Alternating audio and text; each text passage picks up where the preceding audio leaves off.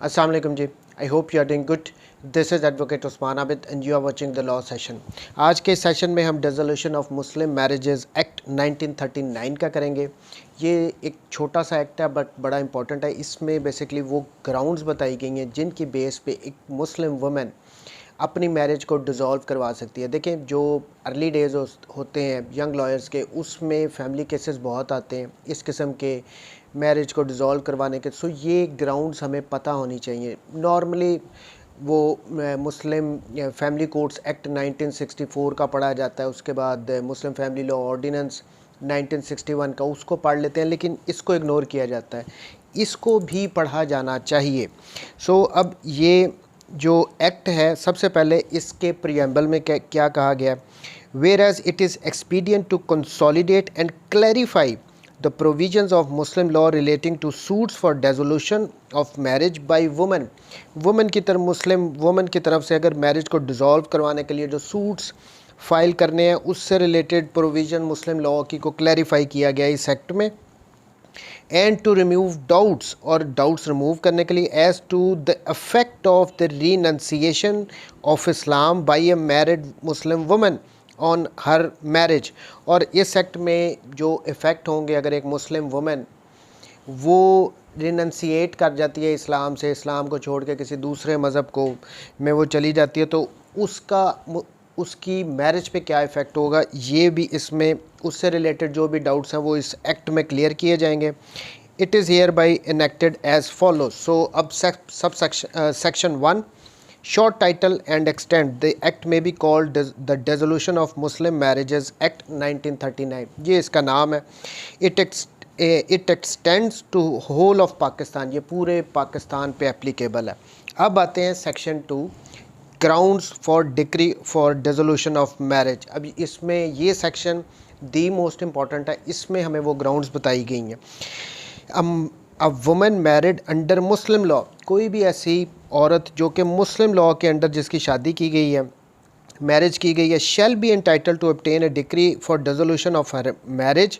वो एंटाइटल होगी अपनी मैरिज को डिज़ोल्व करवाने के लिए on any one or more of the following grounds namely. तो वो किसी भी एक ग्राउंड पे, या जितनी भी बताई गई हैं उनमें से एक से ज़्यादा ग्राउंड भी अगर बनती है तो उन पे वो अपनी मैरिज को डिज़ोल्व करवा सकती है। कैसे करवाना, ऑब्वियसली वो कोर्ट में जाके डिसोल्यूशन ऑफ मैरिज का वो सूट फाइल करेगी फैमिली कोर्ट में। अब इसमें जो ग्राउंड्स बताई गई हैं, number 1, that the whereabouts of husband's have not been known for a period of 4 years. 4 साल से अगर किसी खातून के हस्बैंड के वेयर अबाउट्स का ही नहीं पता ही नहीं है कि वो किधर है, वो लापता है, तो इस सिचुएशन में ये ग्राउंड है, वो खातून suit for dissolution of marriage file कर सकती है, लेकिन 4 साल तक का अरसा गुजर चुका और उसके हस्बैंड के वेयर अबाउट्स का पता ना हो। Number 2, that the husband has neglected or has failed to provide for her maintenance for a period of 2 years. दूसरी बात यह है कि अगर तो हस्बैंड ने 2 साल तक उस खातून को मेंटेनेंस, उसका ख़र्चा वगैरह ना दिया हो, तो इस ग्राउंड, ये भी एक ग्राउंड है मैरिज को डिज़ोल्व करवाने के लिए। निगलेक्ट किया हो, उसको फेल हो गया हो, उसको उसके ख़र्चे ना दे सक रहा हो for a period of 2 years. अब इसके साथ जो एक ऐड किया गया 2A, that the husband has taken an additional wife in the contravention of the provisions of Muslim Family Law Ordinance 1961। अब ये वो बात कर रहे हैं कि अगर तो मुस्लिम फैमिली लॉ ऑर्डिनेंस में बताया गया पोलीगैमी कि एक वक्त में अगर दूसरी शादी करनी है तो वो सारा प्रोसीजर बताया गया कि वो उसको इजाज़त लेनी पड़ती है पहली वाइफ से। यहाँ पे कह रहे हैं कि अगर हस्बैंड ने एक और शादी की हुई है और उसने अगर वो इजाज़त वगैरह नहीं ली, तो ये भी एक ग्राउंड होगी डिसोल्यूशन ऑफ मैरिज की। Next number 3, that the husband has been sentenced to imprisonment for a period of 7 years और अपवर्ड्स। अगर तो हस्बैंड को 7 साल या उससे ज़्यादा की सज़ा दे दी गई हो, तो इस सूरत में ये भी एक ग्राउंड है, वो खातून फाइल कर सकती है suit for dissolution. Next one 4.1, that the husband has failed to perform without reasonable cause his marital obligations for a period of 3 years। अब यहाँ पे नेक्स्ट वन ये कह रहे हैं कि जो अगर कोई हस्बैंड ने 3 साल तक के लिए without any reasonable cause marital obligations जो होती हैं हस्बैंड एंड वाइफ के रिश्ते में, जो अज़वाजी ताल्लुकात वगैरह होते हैं, बग़ैर किसी रीज़न के अगर उसने 3 साल तक परफॉर्म नहीं किए तो ये भी ग्राउंड होगी मैरिज को डिज़ोल्व करवाने की। Fifth one, that the husband was impotent at the time of marriage and continues to be so. अगर तो शादी के वक्त वो हस्बैंड इम्पोर्टेंट था और आज तक वो इम्पोर्टेंट ही है, उसने अपना इलाज वगैरह नहीं करवाया या करवाया भी है तो कोई ख़ास फ़र्क नहीं पड़ा, तो इस ग्राउंड पे भी मैरिज को डिज़ोल्व करवा सकती है खातून। The sixth one, that the husband has bin insane for a period of 2 years. 2 साल तक अगर हस्बैंड को हो गए हैं कि वो इंसेन हो चुका है, उसका दिमाग ख़राब हो गया है, पागल वगैरह हो गया है, तो ये भी एक ग्राउंड होगी। और इज़ सफरिंग फ्रॉम लेप्रेसी, या तो उसको फिर कोढ़ की बीमारी होगी है तो ये भी एक ग्राउंड होगी। और ए वायलेंट वेनरल डिजीज़, या फिर कोई जहरीली जिनसी बीमारी हो गई है, हम बिस्तरी से अगर कोई बीमारी वगैरह उसको ऐसी लग गई है, जिनसी कोई उसकी बीमारी है, तो इसकी वजह से भी जो वमेन है वो अपनी मैरिज को डिज़ोल्व करने के लिए सूट फाइल कर सकती है। 2 साल हो गए हैं और वो इंसेन हो गया हो, उसको कोढ़ की बीमारी हो गई हो या कोई जिनसी बीमारी उसको लग गई हो। Number 7, that she having been given in marriage by her father और गार्डियन अदर गार्डियन, या तो उसकी शादी करवा दी गई हो उसके फादर की तरफ से या फिर उसके किसी गार्डियन की तरफ से करवाई गई हो before she attend the age of 16 years. 16 साल की अभी उम्र नहीं हुई थी उस खातून की और उसकी शादी करवा दी उसके फादर ने या उसके किसी भी दूसरे गार्डियन में। Repudiated the marriage before attaining the age of 18 years, और 18 साल से होने तक 16 साल से पहले करवाई गई और 18 साल की होने तक उसने इस शादी को रिपीडिएट कर दिया था, रद्द कर दिया था, इनकार कर दिया था कि मैं नहीं मानती हूँ, तो इस सूरत में ये भी एक ग्राउंड होगी डिसोल्यूशन ऑफ मैरिज की। फिर समझें, किसी खातून की शादी उसके फादर ने या उसके किसी गार्डियन ने करवाई हो जब उसकी उम्र 16 साल से कम थी और 18 साल की होने तक उस खातून ने उस शादी को रद्द कर दिया था, इनकार कर दिया था, तो ये भी एक ग्राउंड होगी। लेकिन यहाँ पे एक प्रोवाइज़ो है, provided that the marriage has not been consummated, लेकिन अभी तक वो मैरिज जो है वो कंज्यूम ना हुई हो, यानी हस्बैंड और वाइफ के दरमियान कोई अज़दवाजी ताल्लुकात वगैरह ना हुए हों, तो उस सूरत में ये ग्राउंड पे मैरिज को डिज़ोल्व करवाया जा सकता है। अब ये 7 के साथ ए भी ऐड की गई है, लियान। अब ये क्या होता है? बहतान लगाना। लियान means where the husband has accused his wife of ज़िना। किसी हस्बैंड ने अपनी वाइफ पे अगर उसको एक्यूज़ किया, उस पर ये इल्ज़ाम लगाया हो कि उसने ज़िना वगैरह किया है, and the wife does not accept the accusation as true, और उस खातून ने अगर उस एक्यूजेशन को कहा हो कि ये गलत है, बहतान है, तो इसको लियान कहते हैं। लियान की ग्राउंड पे भी आप एक खातून जो है वो अपनी मैरिज को डिज़ोल्व करवा सकती है। Number 8, that the husband treats her with cruelty, that is to say. अब 8वीं ग्राउंड ये है कि हस्बैंड अपनी वाइफ को क्रूएलिटी के साथ ट्रीट करता है, उसका बड़ा ज़ालिमाना रवैया है। अब ये क्रूएलिटी में आता क्या क्या, फर्दर इसमें काफ़ी सारी काइंड्स बता दी गई हैं। नंबर 1, हैबिचुअली असॉल्ट्स, हैबिचुअली उसको मारता पीटता है, और makes her life miserable by cruelty of conduct even if such conduct does not amount to physical ill treatment. और पहली बात, हैबिचुअली उसको मारता पीटता है, या अगर मारता पीटता नहीं भी है तो उसका कंडक्ट उस खातून के साथ ऐसा है कि उसने उसकी लाइफ को मिजरेबल बना दिया है, तो ये एक ग्राउंड होगी, ये क्रूएलिटी कंसिडर की जाएगी। B, associates with women of evil repute और leads an infamous life. अब ये अगर आप फैमिली कोई भी सूट उठाएं तो उसमें ये दी मोस्ट फेमस ग्राउंड है। हर दावे में ये ग्राउंड ज़रूर होगी कि जो हस्बैंड है जी, उसने उसके जो दूसरी गलत किस्म की खातून के साथ ताल्लुकात हैं, वो उसके इनफेमस लाइफ गुजार रहा है, वो बंदा, वो नशे का आदी है, वो जुआ खेलता है। इस किस्म की ग्राउंड तो आपको मैं गारंटी देता हूँ कि हर दावे में मिलेगा, चाहे वो हस्बैंड कितना भी नेक आदमी क्यों ना हो, ये इतनी फेमस ग्राउंड है। बहरहाल ये एक ग्राउंड है जी कि अगर तो उसके जो ईवल रिप्यूट वाली विमेन है उनके साथ ताल्लुकात हों, या फिर उसकी इनफेमस लाइफ गुजारता हो, नशा वगैरह करता हो, तो चोरी चकारी करता हो, तो ये सारी बातें उसी में आ जाती हैं। C, attempts to force her to lead an immoral life, या फिर वो अपनी वाइफ को फोर्स करता है कि वो इमोरल लाइफ गुजारे, यानी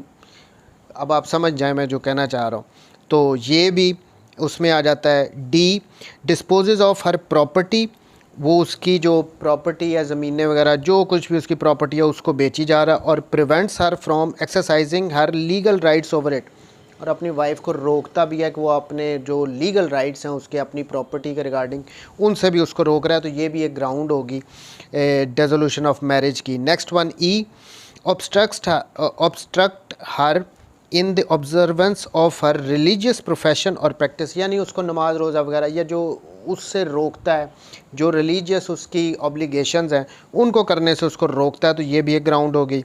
F, if he has more wives than one, अगर किसी हस्बैंड की एक से ज़्यादा वाइफ हैं, does not treat her equitably in accordance with the injunction of Quran, और उन सब को इक्वली नहीं ट्रीट करता, तो ये भी एक ग्राउंड हो गया। अब ये सारी जो नंबर 8 है उसमें क्रुएलिटी में आ रही हैं। हैबिचुअली असॉल्ट करता है, ज़रूरी नहीं कि फ़िज़िकली करता हो, वैसे ही कंडक्ट उसका उसके साथ बुरा हो, तो ये आएगा। फिर उसके गलत किस्म की औरतों के साथ तल्लुकात हों और उस इनफेमस लाइफ गुजार रहा हो, नशा वगैरह करता हो। फिर वो अपनी वाइफ को फोर्स कर रहा हो कि वो इमोरल लाइफ गुजारे।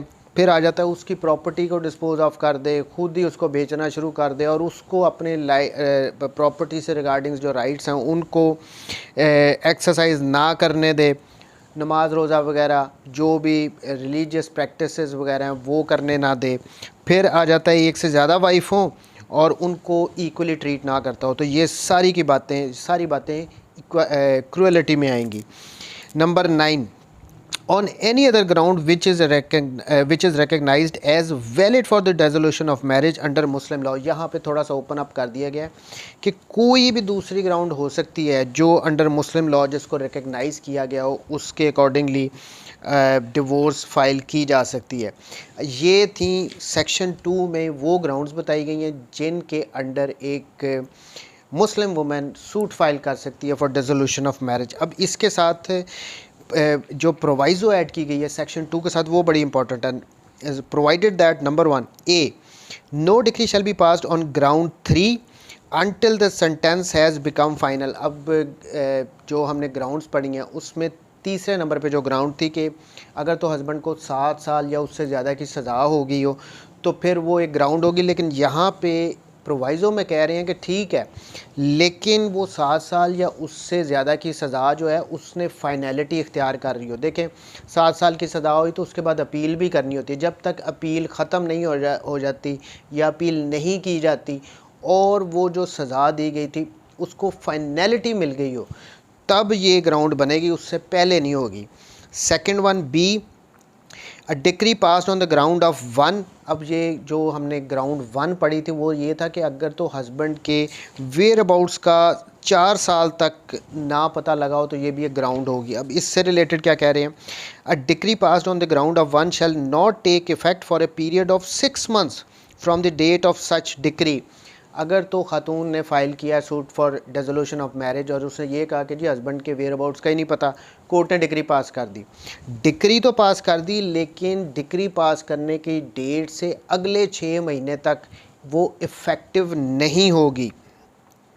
And if the husband appears either in person or through an authorised agent within that period, और इस 6 महीने के दौरान अगर तो हस्बैंड खुद आ गया या वो अपने किसी एजेंट के थ्रू कोर्ट में आ गया ये 6 महीने के पीरियड के दौरान, एंड सेटिस्फाइज द कोर्ट, और कोर्ट को उसने सेटिस्फाइड कर दिया that he is prepare to perform his conjugal duties, the court shall set aside the set decree. तो यहाँ पे कोर्ट ये जो डिक्री है इसको सेट असाइड कर देगी। देखें 4 साल तक अगर हस्बैंड के वेयर अबाउट का नहीं पता तो खातून सूट फाइल करेगी, और सूट जब वो फाइल करेगी तो वो डिक्री अगर हो गया तो उस डिक्री ने इफ़ेक्ट नहीं होना 6 महीने तक आने वाले अगले डिक्री की डेट से। और उस दौरान अगर हस्बैंड अपीयर हो गया किसी एजेंट के थ्रू हो गया और उसने कोर्ट को सेटिस्फाई कर दिया कि जी मैं अपने कॉन्जुगल राइट्स परफॉर्म करने के लिए तैयार हूँ, और ये अपनी वजूहात बता देंगे किस वजह से वो लापता था, कहाँ वो गायब था, तो कोर्ट अगर सेटिस्फाई होगी तो फिर कोर्ट उस डिक्री को सेट असाइड कर देगी। सी,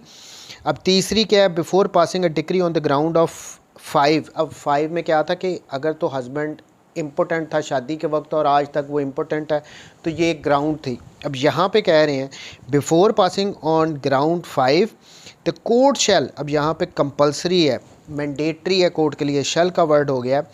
on application by the husband make an order requiring the husband to satisfy the court within a period of 1 year from the date of such order that he has ceased to be impotent।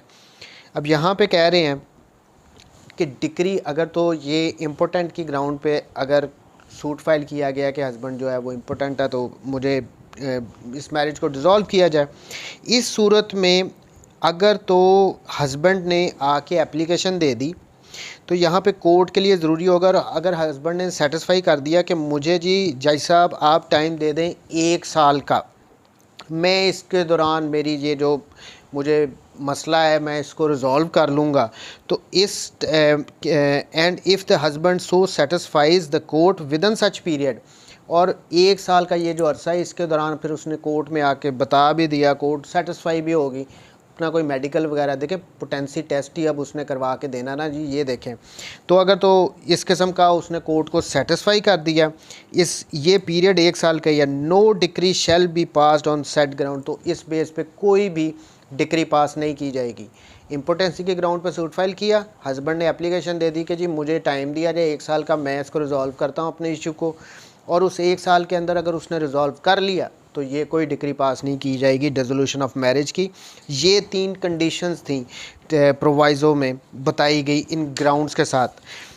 Section 3 ये notice से related है। Notice to be served on heirs of the husband when the husband's whereabouts are not known. हमने एक ground, पहली वाली ground ये थी कि अगर 4 साल तक हस्बैंड जो है वो उसका पता ना लग रहा हो, उसके वेयर अबाउट्स का ना पता हो, तो इस सिचुएशन में जो सूट फाइल करना है उसमें पार्टी किसको बनाना है, नोटिस किसको देने हैं, तो ये इसमें बताया गया है। Number 1 the names and addresses of the person who would have been heirs of the husband under Muslim law if he had died on the date of filing of the plaint shall be stated in the plaint. तो उसके legal years को जो भी हैं उस husband के, उनको party बनाया जाएगा। Notice of the suit shall be served on such persons, जो नोटिस होगा वो उसके लीगल एयर्स पे सर्व किया जाएगा। Such person shall have the right to be heard in the suit, और उनको कोर्ट में सुना भी जाएगा, उनको एज अ पार्टी ट्रीट किया जाएगा। हस्बैंड के वेयर अबाउट का नहीं पता तो उसके एयर्स जो हैं वो पार्टी होंगे। प्रोवाइडेड, लेकिन यहाँ पे प्रोवाइजो में क्या कहा है, प्रोवाइडेड दैट पैटर्नल अंकल यानी चचा या ताया एंड ब्रदर्स ऑफ हस्बैंड, और जो भाई होंगे उस हस्बैंड के, if any shall be cited as party even if he और दे आर नॉट एयर्स, उनको एज अ पार्टी ट्रीट किया जाएगा चाहे वो लीगल एयर्स की कैटेगरी में आते हों या ना हो। कौन, चचा या ताया, और जो भाई होंगे उस हस्बैंड के। Section 4 effect of conversion to another faith, अगर तो कोई मुस्लिम वुमेन किसी दूसरे मज़हब में कन्वर्ट हो जाए तो उसकी शादी पे क्या इफ़ेक्ट होंगे, ये सेक्शन 4 इम्पॉर्टेंट है। दी रीनंसिएशन ऑफ इस्लाम, यानी अगर किसी ने इस्लाम को छोड़ दिया हो by a married Muslim women, किसी मैरिड मुस्लिम वुमेन ने अगर इस्लाम को छोड़ दिया हो, मुर्तद हो गई हो, or her conversion to a faith other than Islam, और उसने इस्लाम के अलावा किसी दूसरे मज़हब में अगर वो कन्वर्ट हो गई है, shall not by itself operate to dissolve her marriage, तो इसकी बिना पे उसकी जो मैरिज है वो ऑटोमेटिकली डिज़ोल्व नहीं होगी। देखें, अगर किसी मुस्लिम वुमेन ने इस्लाम को छोड़ दिया और किसी दूसरे मज़हब में वो कन्वर्ट कर जाए, तो इसका मतलब ये नहीं है कि उसकी मैरिज ऑटोमेटिकली डिज़ोल्व हो जाएगी, ये क्लियर बता रहे हैं। अब इसके साथ जो 2 प्रोवाइज़ोज़ ऐड की गई हैं, प्रोवाइडेड दैट आफ्टर सच रीनंसिएशन और कन्वर्जन, कि जब उस खातून ने रिनंसिएट कर लिया या कन्वर्ट कर गई किसी दूसरे मज़हब में, the woman shall be entitled to obtain a degree for dissolution of marriage on any of the grounds mentioned in section 2। सो अगर किसी खातून ने कन्वर्ट कर लिया है, इस्लाम को छोड़ दिया है, किसी दूसरे मज़हब में चली गई है, तो वो डिसोल्यूशन ऑफ मैरिज का सूट फाइल कर सकती है, और जो ग्राउंड सेक्शन 2 में बताए गए हैं उनको, उनकी बेसिस पे वो एक सूट फाइल करके अपनी मैरिज को डिज़ोल्व कर सकती है। ये बार नहीं है, पहले ऊपर बता दिया गया था कि ऑटोमेटिकली शादी, उसकी मैरिज डिज़ोल्व नहीं होगी। नेक्स्ट में बता रहे हैं जो ग्राउंड 2 में उसके पास थी जो सेक्शन 2 में जो उसके पास ग्राउंड थी डिसोल्यूशन ऑफ मैरिज की, वो उनके बेसिस पे सूट फाइल करके अपनी मैरिज को डिसॉल्व करवा सकती है। Second proviso, provided further that provisions of this section shall not apply to a woman. अब ये सेक्शन 4 की प्रोवाइजो, ये जो सेकंड प्रोवाइजो है ये कह रही है कि ये सेक्शन 4 अप्लाई नहीं होगा उस वुमन पे, a woman converted to Islam from some other faith. जो ऐसी वुमन पे ये सेक्शन 4 अप्लाई नहीं होगा जो पहले किसी और मज़हब की थी, फिर वो मुसलमान हो गई, who embraces her from faith farmer faith, या फिर वो दोबारा अपने पहले वाले मज़हब में चली जाए। देखें, सेक्शन 4 उस खातून पे अप्लाई नहीं होगा जिस खातून ने जो पहले किसी और मज़हब की थी, फिर वो मुसलमान हो गई और वापस फिर वो अपने पहले वाले मज़हब पे चली गई। तो इस सिचुएशन में सेक्शन 4 उस ऐसी खातून पे अप्लाई नहीं होगा। Next is section 5, right to dower not to be affected. Nothing contained in this act shall affect any right which a married woman may have under Muslim law to her dower or any part thereof on the dissolution of her marriage। कह रहे हैं कि ये जो पूरा act है ना, dissolution of marriage act, ये अगर कोई खातून उसके रिगार्डिंग अगर कोई अपनी मैरिज को डिज़ोल्व करवाती है तो इसकी वजह से उसका जो डावर का राइट है ना वो इसके अंडर इफेक्ट नहीं होगा। इस लॉ में कोई ऐसी, इस एक्ट में ऐसी बात नहीं बताई गई है। So this was all about dissolution of marriage act 1939। Thank you very much जी, टेक केयर, अल्लाह हाफ़िज़।